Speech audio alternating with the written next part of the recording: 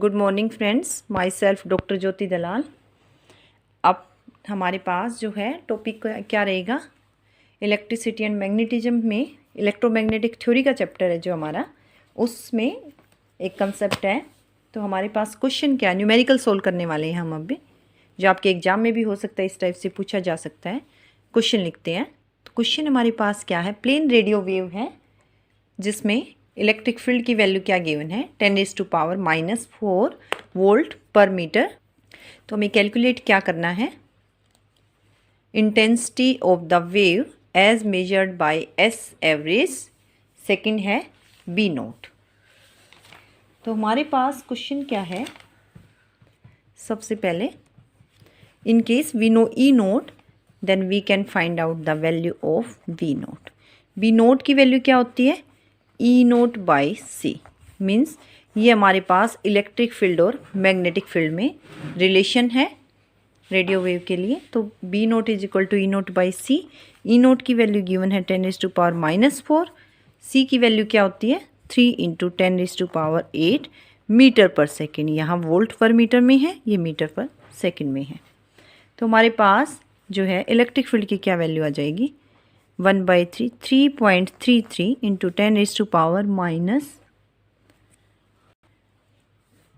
10⁻13 weber पर metre square. तो इस तरह से जहाँ भी अगर इन केस हमारे पास बी नोट की वैल्यू गिवन हो तो ई नोट की वैल्यू क्या आ जाएगी, यहाँ से सी × ई नोट।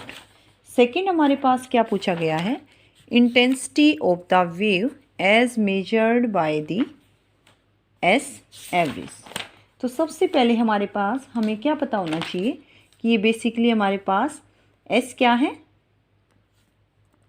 एस हमारे पास बेसिकली क्या होता है, पॉइंटिंग वेक्टर होता है। सेकंड हमारे पास क्या है, एस है। तो एस बेसिकली क्या होता है, जब हम किसी एक पॉइंट से दूसरे पॉइंट में जा रहे हैं तो इलेक्ट्रिक और मैग्नेटिक फील्ड का जो स्पेस से प्रोपेगेशन हो रहा है, तो उसकी वजह से क्या हो रहा है, इलेक्ट्रोमैग्नेटिक वेव्स जो हैं एनर्जी ट्रांसपोर्ट करेंगे किसी एक पॉइंट से दूसरे पॉइंट में। तो बेसिकली हमारे पास एस क्या बताता है कि एनर्जी कितनी प्रोपोगेट हो रही है पर यूनिट एरिया पर second along a particular axis कह लो, या उस रीजन के अबाउट कितनी एनर्जी जो है प्रोपोगेट करी है पर unit area per unit second.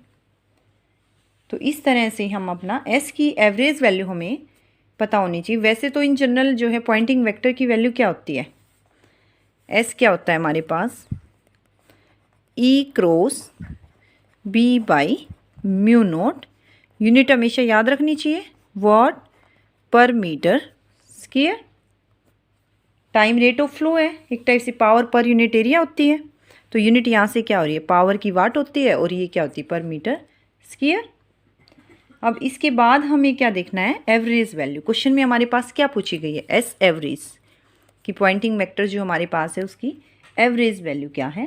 तो एवरेज वैल्यू क्या होती है पॉइंटिंग वेक्टर की, ये फॉर्मूला होता है, याद रखना हमें, very important formula, average value of Poynting vector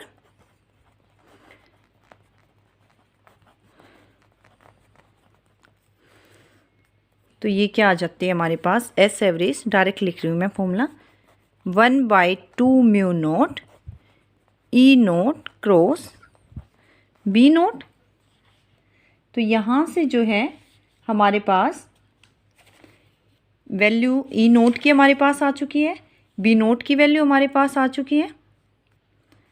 तो बेसिकली क्या लिख सकते हैं, 1/2 mu naught E note cross B की नोट की वैल्यू क्या है, ई नोट बाई सी।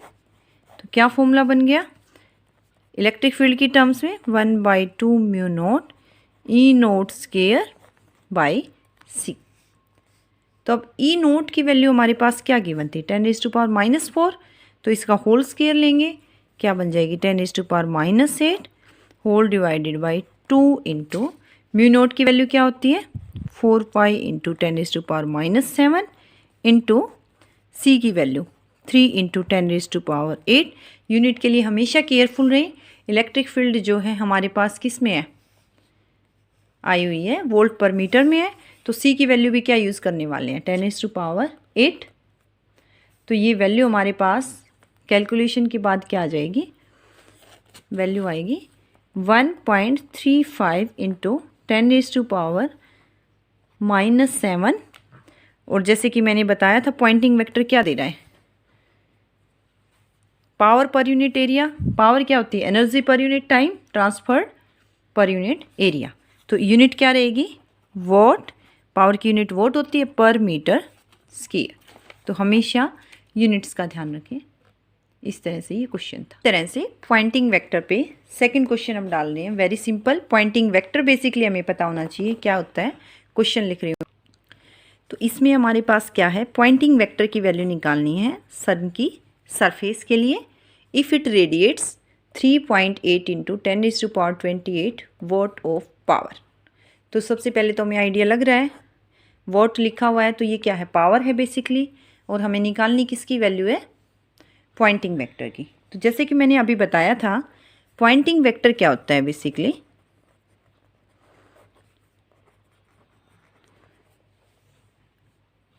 किसी पर्टिकुलर एरिया से जो है कितनी इलेक्ट्रोमैग्नेटिक एनर्जी पास कर रही है पर यूनिट टाइम में।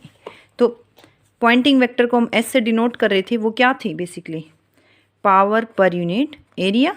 और यहाँ पे क्या हो रही है, power radiated divided by surface area of sun P/A, surface area of सन।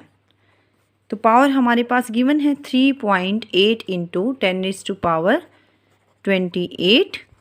और सरफेस एरिया जो है स्फीयर की फॉर्म में लेते हैं हम, तो क्या हो जाएगा 4π इंटू आर स्क्वायर। आर की वैल्यू हमारे पास क्या गिवन है, 7 इंटू 10⁻8। तो क्या हो गई 3.8 into 10⁻28, 4 into 3.14 into 7 into 10⁻8 whole square. और यहाँ से जो सोल्व करके आएगी तो उसकी क्या यूनिट आ जाएगी, एस की वैल्यू आएगी वॉट पर मीटर स्क्वायर, पावर पर यूनिट एरिया। तो इस तरह से हम पॉइंटिंग वेक्टर का क्वेश्चन कर सकते हैं।